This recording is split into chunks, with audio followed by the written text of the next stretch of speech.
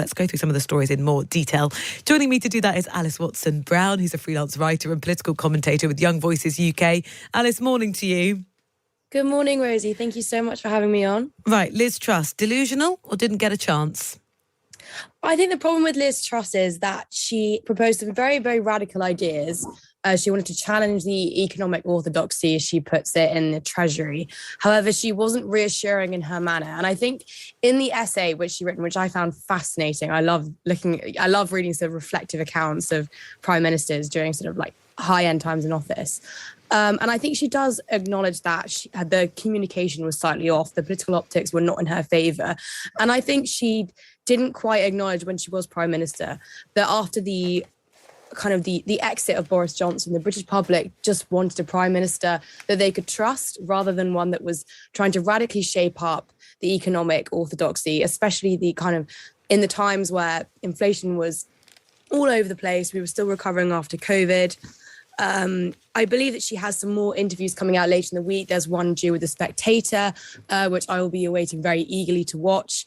The one part of her essay, which I didn't think tackled her leadership well enough, was her sacking of Kwasi Kwarteng. I think she could have written a lot more on that. She didn't give away much. All she said was, regrettably, I had to let him go. But we forget that they are exceptionally close personal friends as well as political allies. And I think the removal of him in her premiership was much more serious than she likes to acknowledge in her essay. You're opening the door there to say, Liz Truss, we need to hear more from you. Many people might say no, we don't. We've had enough. It was catastrophic. Some of the words that people are texting in this morning are difficult for me to comment on the radio. We don't need to hear any more from her. No, I agree. I think some people just think she did a heavy mic drop and shouldn't come back on the stage. I think her whole sort of premiership and this reflection on it is a good lesson for Sunak. I think the one thing that she wanted to tackle, which he has refused to and has acknowledged that he won't, in order to repair the Conservative relationship with base voters, is tax, and specifically the corporate tax rate.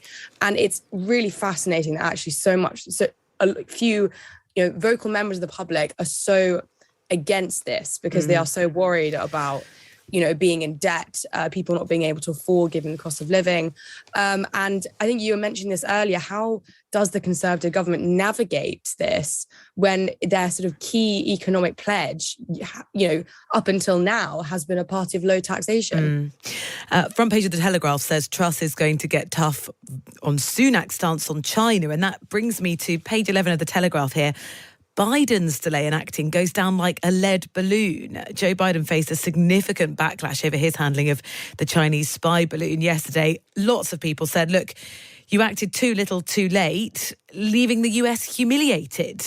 Do you think that's right? Yes, well, it depends what you mean by humiliated. I think this whole episode does not do well for the political optics that surround Biden generally. He is slow, uncertain, too old for his position. The sort of classic phrase used against him by Donald Trump is Sleepy Joe. It does seem a little too late. We weren't really given a reason why they delayed in shooting down the balloon. And also people were angry at the fact that it fell down over water. So, it was going to be harder to look at what the balloon was made of. Maybe we could understand what its purpose was for. But the Biden administration has tried to defend this action as I think it's anonymous so far, but they've claimed that the same thing, that balloons were cited happened while Trump was in office and his administration didn't do anything about it either. This claim has been vehemently refuted by Donald Trump. So again, it's becoming back into political ping pong. But I think with this whole balloon things, about people are worried about surveillance and observation. This links in quite well to the sort of the other story going on. The headline is about deleting TikTok to protect your private data. I mean, people are worried they're being spied on by Chinese balloons, but they forget that in their phones, the TikTok terms and conditions can actually register your exact phone model, and more scary, the pressure activity on your screen. So it can actually collect your passwords. This is one of the reasons why I personally don't have TikTok. Well, that was the question I was going to ask you, to say, so you presumably don't have it. No. I use sort of Instagram or YouTube, which is probably not as good for data collection. But I mean, I try to pretend that I'm protecting myself. But we have to pretend that the sort of the sort of cold wars of international relations are not in the same traditional way that they were last time when, people are sending planes over other people's countries. This is cyber Cold War. And if we think about it, look at what followed China's example, which I'm not really encouraging overall, but their TikTok equivalent, I can't remember exactly what the app is called, but they have severely restricted its uses for kids, which we need to look at going, so why are we exposing our children to something so invasive, not just in terms of collecting data, but they're controlling their habits of every day and what they're consuming. Yeah. Why on earth are we tolerating this? Why? The question that you're asking this morning, many may agree with you. Let's look at what's happening in the UK cabinet if we can. And Grant Shapps has been saying that Dominic Raab has got the right to a fair hearing over these bullying claims. One of the key questions is, should he be suspended or should he stand aside while these allegations are investigated? What do you think? Personally, I think in the case of Dominic Raab, it would be better for Rishi Sunak if he stood aside. Dominic Raab, I think, has been clouded by bullying or allegations of his conduct in office, I think, since his time in office with Boris Johnson. And it's another scandal. It presents Sunak with a very difficult decision. I think it's over 24 civil servants have complained. Raab has allegedly thrown salad and tomatoes across the room. It must have been quite a horrible salad, if so. Some of them are more serious than that, though, aren't they? Yes, some of them are, people have said they felt suicidal, physically sick, shaking by interactions with him.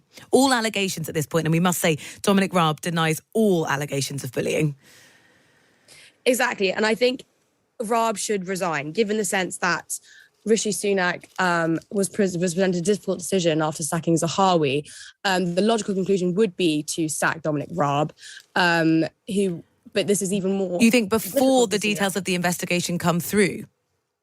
No, if the investigation comes through and Raab is found guilty of bullying, I think, of course, Rishi Sunak should sack Raab. However, I think Raab, for the purpose of political optics on Rishi Sunak's behalf, should resign beforehand, given the sense that if Rishi Sunak has to sack Dominic Raab, he's to sack an incredibly close ally and a very, very senior member of government, which does not do well with a succession of cabinet minister scandals that have sort of defined Rishi Sunak's first 100 days as Prime Minister.